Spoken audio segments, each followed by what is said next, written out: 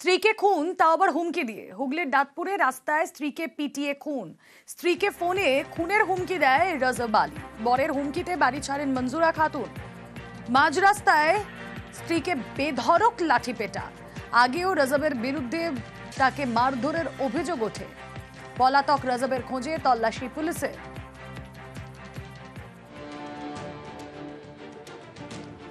জেলে যখন যেতেই হবে তখন তোকে মেরেই যাব, ফোনে এরকম ভাবেই হুমকি দেন রজব। এর আগেও এভাবেই হুমকি দেওয়ার ঘটনা ঘটেছে, মারধরের ঘটনা ঘটেছে। কথা বলবো, রানা প্রতিনিধি রয়েছেন আমাদের সঙ্গে। রানা। হ্যাঁ রুমেলা, দেখো তুমি যেমনটি বলছিলে যে এই স্বামী রজব আলী আর সঙ্গে তার স্ত্রী মঞ্জুরা খাতুনের বিয়ে বিবাহ হয়েছিল। তাদের দুটো কন্যা সন্তানও রয়েছে, একজনের বয়স 5, একজনের বয়স 7। এই নিয়ে তাদের দীর্ঘদিন একটা সাংসারিক অশান্তিও ছিল। সেই অশান্তির জেরে তার স্ত্রীকে মারধর করা। গত 15 দিন আগে এই মঞ্জুরা খাতুন তার বাপের বাড়ি ভদ্রেশ্বরে চলে যায়। তারপরেই সেখানে সে একটি ভদ্রেশ্বর থানাতে একটি তার বিরুদ্ধে একটা মামলা দায়ের করে স্বামীর বিরুদ্ধে। তাকে মারধর করা হয়েছে, নির্যাতন করা হয়েছে। এরপরেই যখন ভদ্রেশ্বর থানা থেকে যখন স্বামী রজব আলীকে ফোন করা হয় যে তাকে থানায় আসতে বলে, তারপরেই রজব আলী রীতিমতো উত্তেজিত হয়ে গতকাল সন্ধ্যেবেলা তার স্ত্রীকে ফোন করে জানায় যে যখন জেলে আমায় যেতেই হবে তোকে মেরেই যাব। তারপরেই ঘটনার একদম নাটকীয় মোড় নেয়। এই যে ফোন পেয়ে, স্বামীর ফোন পেয়ে স্ত্রী মঞ্জুরা, সে ভয়ে দুটো সন্তান ও এক প্রতিবেশী মহিলাকে নিয়ে সে তার বাপের বাড়ি ছেড়ে অন্য আত্মীয় বাড়িতে গা ঢাকা দেওয়ার জন্য সে যখন আসছিল, সেই সময় রাস্তার মধ্যে দাঁতপুর থানা বিলাতপুর এলাকায় যেখানে মারধর করে খুন করা হয়েছে স্ত্রীকে, সেইখানে তাকে রাস্তায় দেখতে পেয়ে দুটো সন্তানকে ও আরেকজন যে ছিল প্রতিবেশী তাকে অন্য গাড়িতে করে তার আত্মীয় বাড়ি পাঠিয়ে দেয়। এরপর স্ত্রীর সাথে বচসা, তারপরে বাসে করে বেধড়ক লাঠিপেটা করে, যার ফলে কিন্তু ঘটনাস্থলেই মৃত্যু হয় স্ত্রী মঞ্জুরা খাতুনের। দাঁতপুর থানাতে ইতিমধ্যেই একটি মামলা দায়ের করা হয়েছে মৃতের পরিবারের তরফ থেকে, যে এর আগেও তাকে এরকম মারধর করা হতো, খুনের হুমকি দিত। তারই যে স্বামী গতকাল রাত্রে যে ঘটনা ঘটিয়েছে, ঘটনার পর স্বামী রজব আলী সে কিন্তু এখন পর্যন্ত পলাতক। পুলিশ তার খোঁজে তল্লাশি চালাচ্ছে। বেশ।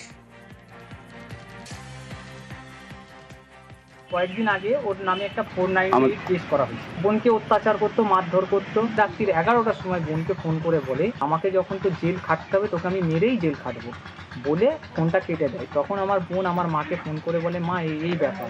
আমার মা তখন বলছে মামার বাড়িতে তুই চলে আয়। হাফ রাস্তা থেকে ওর স্বামী এসে ওকে ধরে ফেলে। ভোর 4টের সময় আমার ভাগনা যখন ওকে আবার ফোন করেছে তখন ফোনটা রিসিভ করে বলছে যে আমি এরা মেরে ফেলেছি, কারা আবার মেরে ফেলে দিয়ে চলে গেছে আমি কিছু জানি না বলে ফোনটা কেটে দিয়েছি। তারপরে ফোন করছি, কোনো মতে তার ফোনটা তুলছে না। তার মধ্যে আমার মামার তো দাদা হয়, উনি ফোন করে বলছে দিলীপপুর বাঁধের ধারে বডি পাওয়া গেছে। আমরা অভিযোগ দায়ের করছি, কঠিন শাস্তি হয়তো।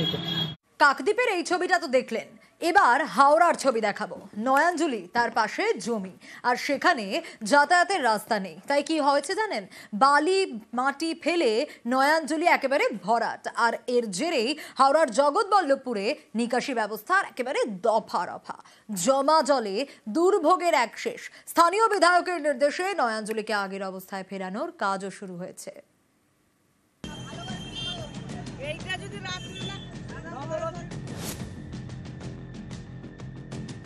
নয়াঞ্জলি বুঝিয়ে তৈরি হয়েছে রাস্তা, যাতে সহজেই জমিতে যাওয়া যায়। হাওড়ার জগৎবল্লভপুরে মাকড়দহ 1 নম্বর গ্রাম পঞ্চায়েত। এখান দিয়ে গিয়েছে হাওড়া আমতা রোড। পাশেই নয়াঞ্জলি, এলাকার জল নিকাশির বড় ভরসা। এই নয়াঞ্জলির ওপরে একটি সংস্থার জমি। স্থানীয়দের দাবি ওই জমিতে তারা প্রমোটিং করতে চায়, কিন্তু যাতায়াতের রাস্তা নেই। তাই বালি আর মাটি ফেলে ভরাট করা হয়েছে। নয়াঞ্জলি বুঝিয়ে তৈরি করা হয়েছে রাস্তা। এর জেরে এলাকায় জল বেরোনোর পথ বন্ধ। পাত্রপাড়া, চৌধুরীপাড়া, মুসলিম পাড়া সহ বেশ কয়েকটি এলাকায় জমছে জল।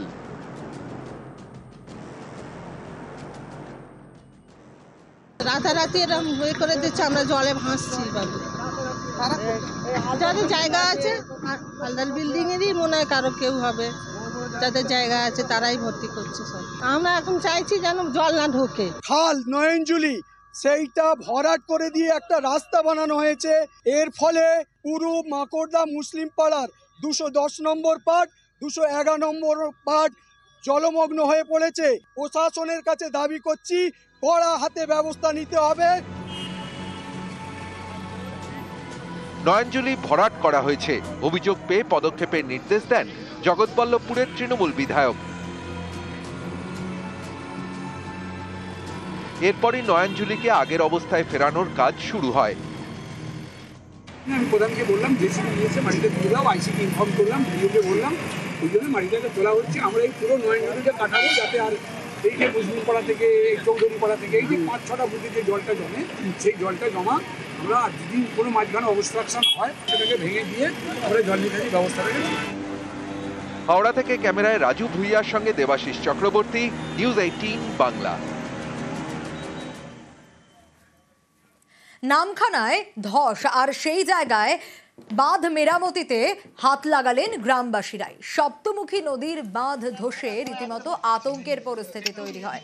প্রশাসনের হস্তক্ষেপের দাবি স্থানীয়দের। নামখানার নারায়ণপুর গ্রামে নদী বাঁধে ধস, সেই ছবি দেখাচ্ছি আপনাদের। আর বাঁধ মেরামতিতে গ্রামবাসীরাই হাত লাগালেন।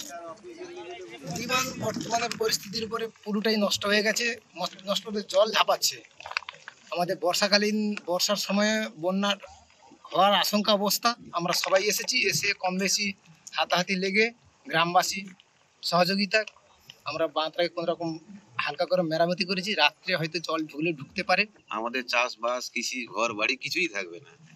আমরা খুবই আতঙ্কে আছি। শুরুর সময় কাজ হয় তাহলে খুব ভালো মতো কাজ হবে, বর্ষাকালে হলে আমাদের তো এগুলোর কোনো অস্তিত্ব থাকে না। আমরা চাইছি একটা কংক্রিটের ঢালাই বাঁধ করে দিলে আমাদের এইটা তাহলে ভাঙন রক্ষা হবে। দীর্ঘকাল থেকে দেখে আসছি যে নদী বাঁধের ভাঙন সবসময় তো হতেই আছে। একজন মানুষের 2-3 বিঘা করে জায়গা, 4 বিঘা করে জায়গা নদীতেও চলে আছে। বিধায়ক থেকে শুরু করে সবাইকে আমরা বলছি এবং অ্যাপ্লিকেশনও দিচ্ছি যাতে নদী বাঁধে একটা পাকাপোক্ত জায়গা তৈরি হোক। ওনারাও আমাদেরকে ভরসা দিয়েছেন যে এই মরশুমটা আপাতত কেটে যাক, ওখানে একটা কংক্রিটও আমরা চিন্তা ভাবনা করছি এবং পরবর্তীতে কংক্রিটের একটা পাকাপোক্ত একটা জায়গা তৈরি হবে। সুবর্ণরেখার জলে ভেসে গেল নৌকা, রাস্তায় জলের তোড়ে ভেসে যান 3 জন। বৃষ্টিতে প্লাবিত গোটা এলাকা। আর বৃষ্টিতে যখন প্লাবিত দীঘা সংলগ্ন উড়িষ্যার ভোমরা জলবন্দী রাস্তা, নৌকোয় পেরোনোর সময় বিপত্তি। গাছের উপর উঠে কোনো মতে প্রাণ রক্ষা।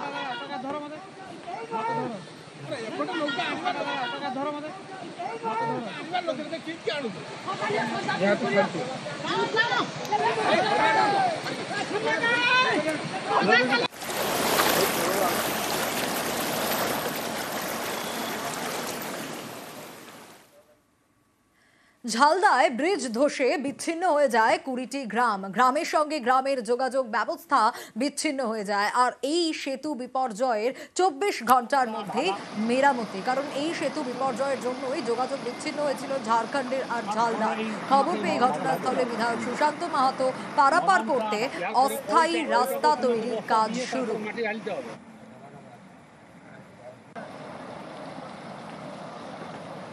এমএলএ ছিল, সভাপতি ছিল, এখন এই আপাতত কাজ চলছে, পাবলিকে কাজ করছে। সেতুটা বহুত পুরানো বটে। এটা কতগুলো গ্রামের মানুষ যাতায়াত করে? 15-20টা। ও ঝাড়খণ্ড দিকেরও যাওয়া আসা করে।